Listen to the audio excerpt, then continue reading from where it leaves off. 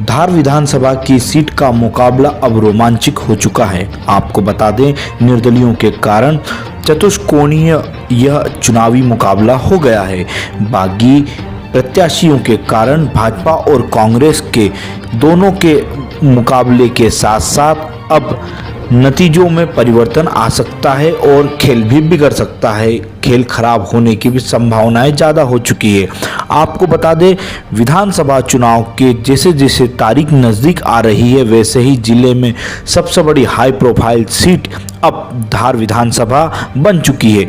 यहाँ पर भाजपा और कांग्रेस के उम्मीदवारों के अलावा निर्दलियों के रूप में भी बागी बड़े नेताओं की चुनावी मैदान में हैं।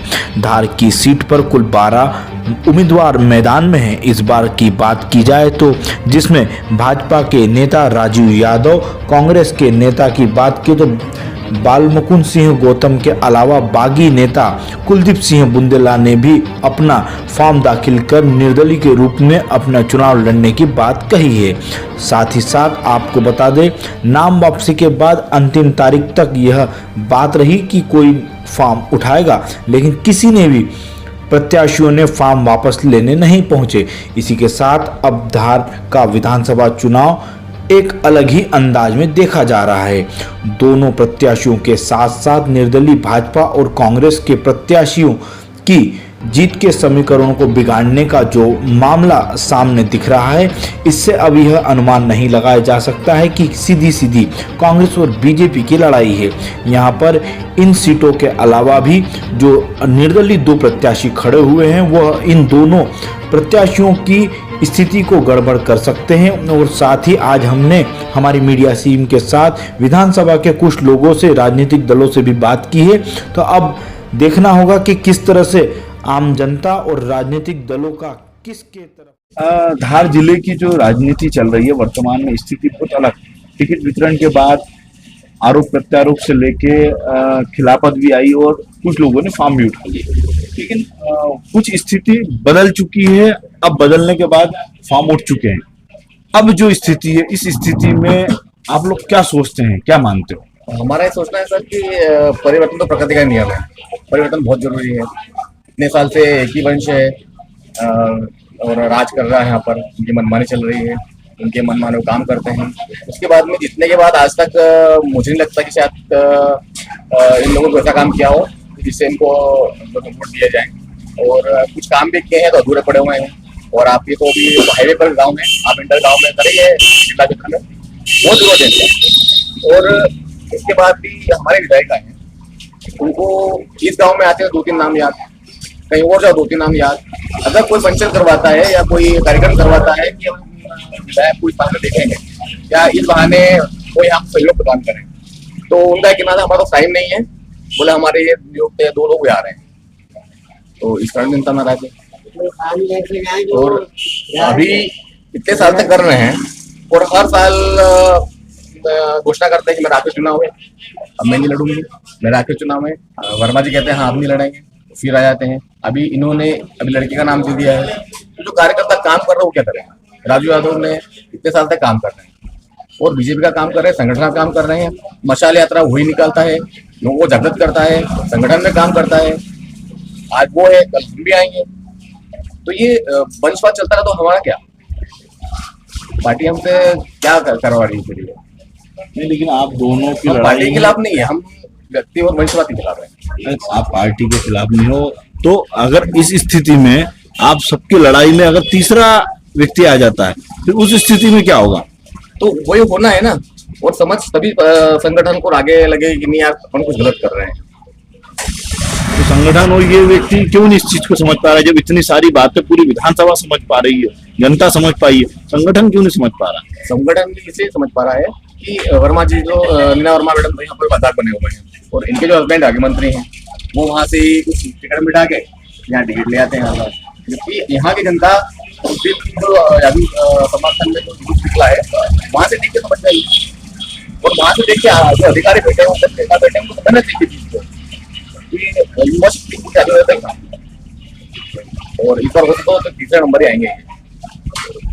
अच्छा, अगर मान लो ये सब कुछ हुआ, प्रयास करने के बाद में भी ये जीत गए, राजू यादव जीत गए, जीतने के बाद अगर पार्टी ने उस स्थिति में भी उनको एक्सेप्ट नहीं किया तो फिर क्या करेंगे? नहीं तो उनका तो कहना है मैं तो भारतीय जनता बीजेपी का हूँ, बीजेपी का साथ इज्जत का ही रहूंगा, लेकिन मेरे इतना काम करने के बावजूद भी पंचवाद चल रहा है, एकाधिकार चल रहा है, और उसके बाद हमारे जो हम काम कर रहे हैं उसका कुछ फल नहीं मिल पा रहा है, तो मैं जीत के बीजेपी में जाऊंगा पर जाऊंगा और रहूंगा बीजेपी का ही। नहीं, गुस्सा तो उनका दोनों पे है, संगठन से भी है, बीजेपी से भी है। ये तो उनको टिकट नहीं दिया ना, टिकट नहीं दिया भाई, सीधी बात है। नाराजगी वो उन्होंने उनका वो नाराजगी नहीं है, संगठन ने टिकट उनको नहीं दिया, उन्होंने लाने नहीं दिया। इतने पावरफुल नेता है मतलब विक्रम वर्मा, वर्मा जी क्यों पावरफुल नहीं रहेंगे? इतने साल सत्ता में है वो, फिर तो ऐसी स्थिति सत्ता में जगह है, दिलों में जगह नहीं बना पाए। इस बार लास्ट है इनका, इस बार ये इनकी रवानगी तैयार है, ये जीते या हारे ये रवानगी तैयारी है। अंतिम जितना तो मुश्किल है, जितना उतना मुश्किल, उनका बहुत मुश्किल जीतना है। इतना विरोध है कि अब आप अगर कहीं गांव में निकलो, ये जिला जनपद में घूम लो आप, तो आप बहुत विरोध है। अरे उस बंदे ने बीजेपी ने टिकट नहीं दी उनकी कैंडिडेटों को, तो नगर पालिका बैठा दी। इससे बड़ा क्या लोगे आप विधायक हो, आप धारे बैठे हो, आपने नगर पालिका नहीं बैठा पाया, क्या लगे? नगर पालिका का तो ये कहना है कि वर्मा जी की चलने ही नहीं दी, इसलिए बेटी ना फिर भी वर्मा जी का। अब ये जो काम कर रहे हैं उनको टिकट देते नहीं है। अभी कहीं से किसी को ड्राइवर उठा लिया, कहीं से किसी का नौकर उठा लिया, कहीं जंगल में गए तो किसी आधा समाज लोग उठा लिया, जो काम नहीं कर रहा है, बीजेपी में कोई चेहरा नहीं देखा उसको उठा लिया, उनको खड़ा करते कौन वोट देगा उनको? जो कार्य कर रहे हैं उनको टिकट होना, उनको होना मौका। पिछली बार चुनाव में यही हुआ, जो संगठन में काम कर रहे हैं, बीजेपी चेहरे हैं, उनको उन्होंने टिकट दिया ही नहीं। आधा वो टिकट दे रहे हैं और वो निर्दलीय खड़े वो जीत रहे हैं, वो जीते भी निर्दलीय। यहाँ हमारे तिरला में सरपंच साहब जो महोदय हैं उनको टिकट नहीं दी, हम निर्दलीय खड़ा करा, वो जीते। राजू भाई सारे दिन जीते, ये पंच जीता पाए, सरपंच जीता पाए, इतना विरोध है। और ये गांव की नहीं, हर गांव की स्थिति, कुछ गाँव में तो घुसने भी नहीं देंगे। आपके यहाँ की तो मेरी गली में नहीं घुसने दूंगा अगर यहाँ आए, इतना विरोध है इनका। इतने सालों में एक बार भी नहीं आए। और जो ये दौर है चलन का, जो चलेगा वही चलेगा, और राजू में चल रहा है। क्या नाम है आपका? शुभम पाटीदार। पाटीदार जी, बताओ कि आने वाले समय में मतदान होने वाला है, अब क्या सोच के मतदान करने जाओगे? राष्ट्रीय में मतदान करेंगे, मतदान करेंगे। सुना है अभी जनवरी में 2024 में राम मंदिर का बहुत ही शुभारंभ होने वाला है, तो मतदान करेंगे। राम मंदिर में सब चीज तो बात करते हैं, आपके यहाँ पे भी, क्योंकि पूरे देश में अगर राम मंदिर की बात की जाए तो आपका धार भी जो है छोटे अयोध्या से कम नहीं है। तो यहाँ भी तो एक समय ऐसा आया है, तो इसको देखते हुए क्या आपको लगता है कि हम राष्ट्रीय हित की बात कर रहे हैं या देश की बात कर रहे हैं? स्थिति तो कुछ वो दिखा रही है, क्योंकि व्यापार की स्थिति खराब हो गई है भोजशाला कांड के बाद से।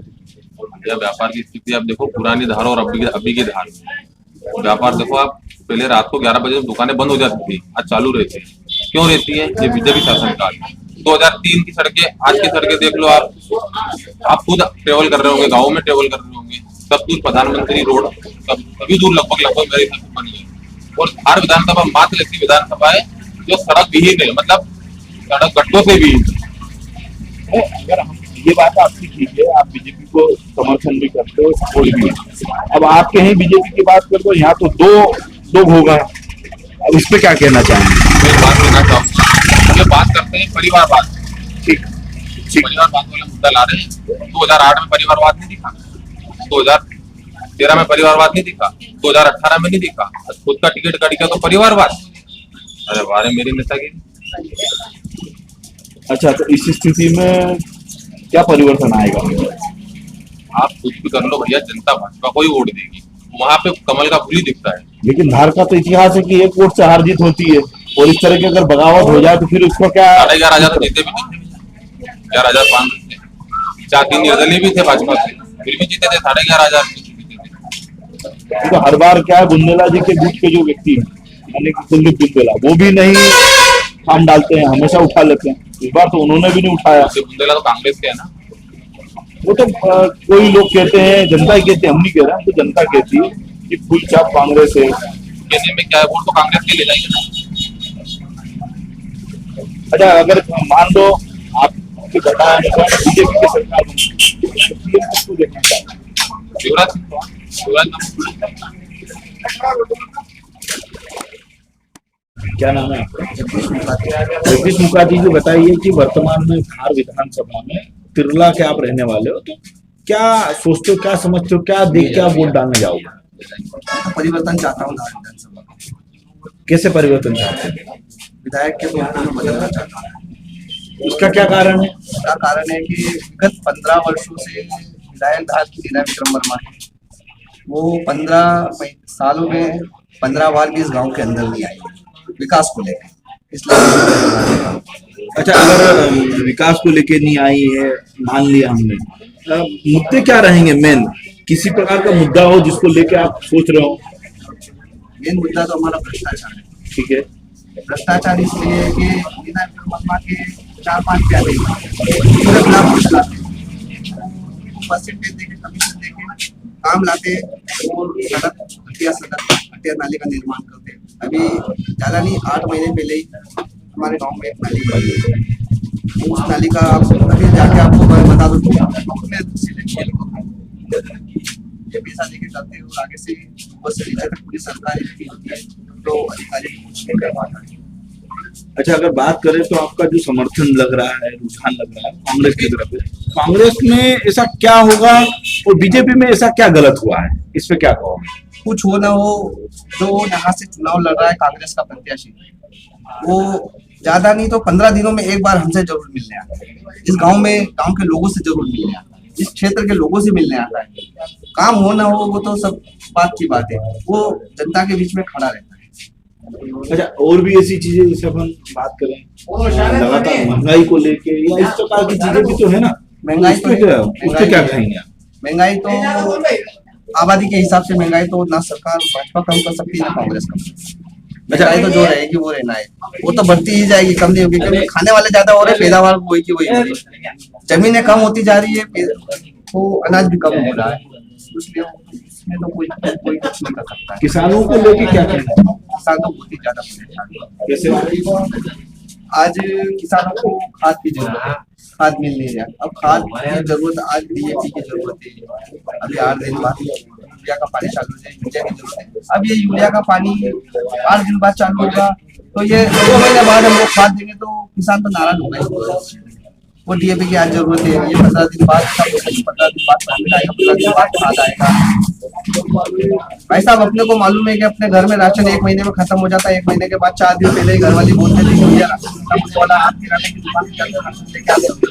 क्या सैनिक के अधिकारियों को ये नहीं पता होता है कि खाद खत्म हो जाएगा, खाद की जरूरत है किसानों को, तो हम स्टॉक करके रखें उस चीज का, वो ये क्यों नहीं करता? क्या नाम है आपका?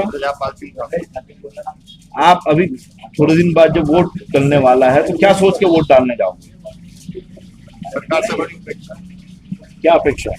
जैसे महिलाओं के लिए अच्छा कर रहे हैं, शिक्षा के लिए अच्छा कर रहे हैं, स्वास्थ्य के लिए अच्छा कर रहे हैं, और आदमी को स्वास्थ्य का लाभ मिल रहा है।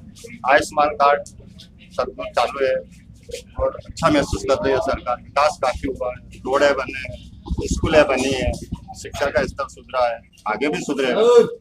अच्छा, तो ऐसी कौन सी चीज है जिससे आप प्रभावित होगा और सीधा जो है? शानदार मैनेजमेंट है गवर्नमेंट का, शानदार स्पीच है, अच्छी बातें हैं, अच्छा व्यवहार है, सभी को सब सहयोग कर रही है, अंतिम व्यक्ति तक पहुंच रही है।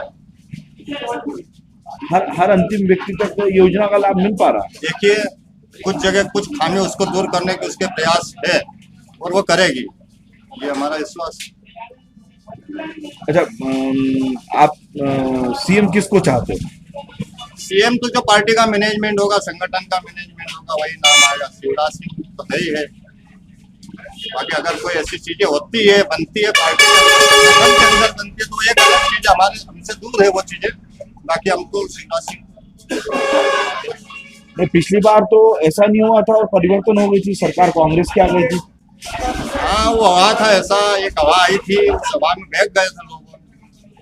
अब जैसे कर्ज माफी का, नहीं, कर्ज माफी में चलो मान लो बह गए लोग, उन्होंने ये परिवर्तन कर दिया, तो उन्होंने तो विधायक खरीद लिए और फिर सरकार बना ली। ये तो चलता है पार्टी में, ये तो सब है। आगे अनादिकाल से चल गया, जिसकी मेजोरिटी रहेगी वो सरकार अच्छा, बनेगी। मतलब मानते हो कि वो विधायक खरीदे गए और नहीं सरकार नहीं, विधायक खरीदे, विधायक तो अपनी इच्छा से गए, उनको किसी ने नहीं खरीदा, वो तो खुद स्वयं सेल्फ डिपेंड है। विधायक को कौन खरीद सकता है? एमएलए तो एक बहुत बड़ी चीज है, वो मेंबर ऑफ असेंबली सदस्य रहता है, उसको कौन खरीद सकता है? वो तो खुद अपने विवेक से काम लेता है। हो सकता है उनकी पार्टी की गाइडलाइन से उनके अलग विचार हो और उनने बीच में छोड़ दी, जब शामिल थे, जब एक विचार थे। में जो लोग नहीं गए थे उसके पहले वो बीजेपी के खिलाफ इतना कुछ बोलते थे और आज वो बीजेपी का गुणगान गा रहे हैं, तो उसमें क्या बताओगे आप? वो बीजेपी का, आप सत्ता तो सबको चाहिए, सत्ता का लालच है, इसलिए वो 10 से 10 टर्न हो गए। नहीं, मान लो इस बार भी अगर आपने मान लो बीजेपी को ज्यादा जिताया, वोट दिया, सब कुछ करा, और इस बार अगर कांग्रेस ने सरकार गिरा दी तो फिर कांग्रेस ने सरकार बना ली तो फिर क्या कहोगे? वो ऐसा तो संभव है ही नहीं, पॉसिबल ही नहीं है भाई साहब, कैसे संभव होगा ये चीजें तो। अरे सरकार जब बीजेपी गिरा सकती है तो कांग्रेस नहीं गिरा सकती? कांग्रेस की वो चीज नहीं है, कांग्रेस की वो चीज है ही नहीं। ताकत नहीं है। कांग्रेस बहुत अंतिम चरण में चली गई। क्यों, उसका कारण क्या है? कांग्रेस तो नेतृत्व में, उसका कारण ये है कि जो ओल्ड इतिहास है कांग्रेस का, पुराना इतिहास, उसमें बहुत अलग चीजें हैं। जो ओल्ड हिस्ट्री है कांग्रेस की, उसके हिसाब से जनता एकदम कन्वर्ट और बीजेपी को चूज कर ली।